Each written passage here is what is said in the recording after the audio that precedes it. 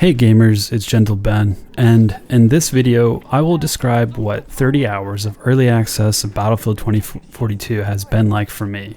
I'll cover some bugs I encountered, how I tried to improve performance and frame rate while playing all-out warfare, and who I think would want to invest their time and money for the global launch of Battlefield 2042. Also, let me thank everyone for all the comments, likes, and new subscribers. I really appreciate hearing from viewers. I will continue providing more informative and fun to watch content on Battlefield 2042, so please continue to discuss, comment, and share your opinions in the comments section. So the first real bug I encountered while playing is a down but not out bug.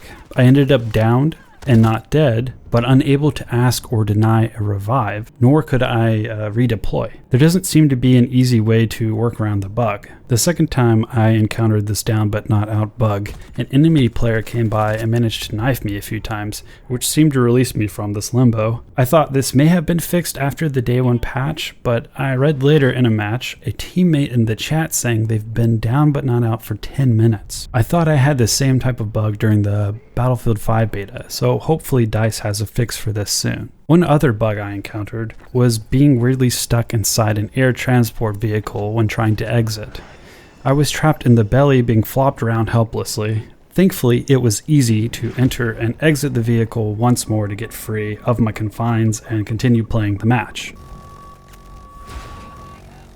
So let's talk about performance of the game. On average, I was getting like 45 to 55 frames per second on the lowest settings possible. And my system is moderately underspec'd based on the recommended PC specs, which I assume is meant to get 60 frames per second at 1080p. So after turning all my graphics settings to low, I started trying lower resolutions than 1080p. Basically, FPS would get above 60 if I was indoors and had very few infantry or vehicles on screen. Once I was into a battle, and actually playing against enemy infantry, my frames would start to hit the 40 and 50 FPS range. I even tried manually setting DirectX 12 and setting weapon depth of field to disable, hoping this would improve frame rates and frame timing. My system specs are as follows: an Intel i7-4790K CPU, 16 gigs of RAM, and a GTX 1070 running the game on an SSD and on an up-to-date version of Windows 10. The main issue with being on a 10 series card and unable to even find an RTX 3070 for sale is that DLSS is not a feature on older graphics cards. It's unclear why NVIDIA doesn't allow this feature on 10 series cards. It could be that the cards don't have the overhead for the graphics driver technology, or it's simply an architecture feature they wish to keep on RTX cards, so they're more marketable versus the older GTX cards. If DLSS were a feature for my 1070, then I think my frames would average higher and keep me from seeking out a newer card.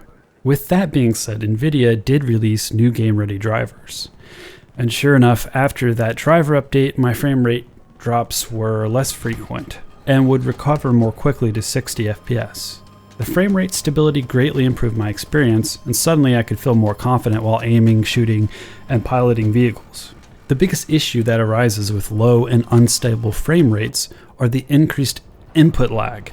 When my frame rate reaches 45 FPS, my ability to quickly react and maneuver are now laggy, unresponsive, and the game loses its fun factor. DICE have released Update 1, which most refer to as the Day 1 patch. This may not be its technical name. It's a relatively small patch focused on bug fixes and server stability. Noted here by DICE, they say, implemented server-side upgrades that are targeted at reducing instances of rubber banding, often experienced in the later part of a round and all-out warfare modes, significantly reduced instances of stuttering when playing on breakaway. If the silos are destroyed, it should no longer reduce performance on the server. It seems to be map specific. This did improve the game stability further because soon after I updated my NVIDIA drivers, the next few matches were stuttering and rubber banding. Since the patch has improved performance and provided bug fixes, I think Battlefield 2042's support is on the right track. So let me give you my impressions. If you're a fan of Battlefield 2, Bad Company, Battlefield 3, and Battlefield 4, then I would gladly recommend playing the new Battlefield 2042.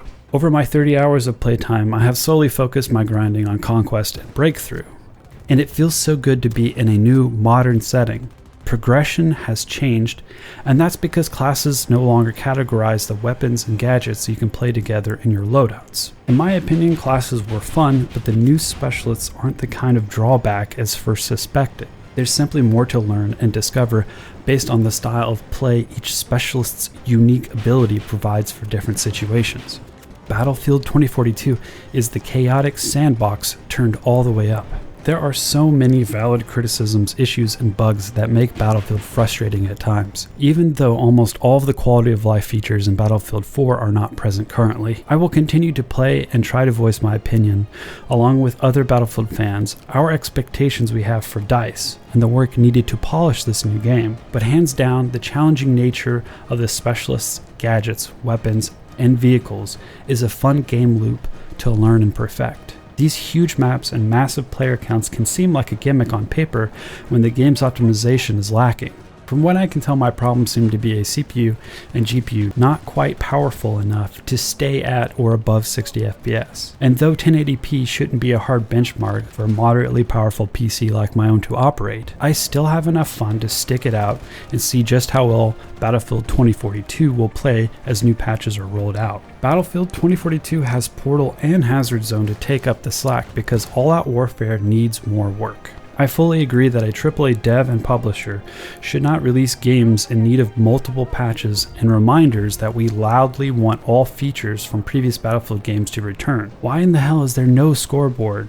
Why can't I change HUD settings for ADS? It's most annoying when objective A1 is bright and obscures the enemy team a few meters ahead of me. If you want to wait and see how Battlefield 2042 is received within the next month, then save your money. I'm impatient and want to play Battlefield because I'm a longtime fan of Battlefield 3 and Battlefield 4. The game should be in a better state as the support patches release over the next 30 days. As launches go, Battlefield 2042 is more stable and more fun than Battlefield 5 in my opinion. It gives me the same need to grind unlocks like Battlefield 4 did while not needing nearly as much work.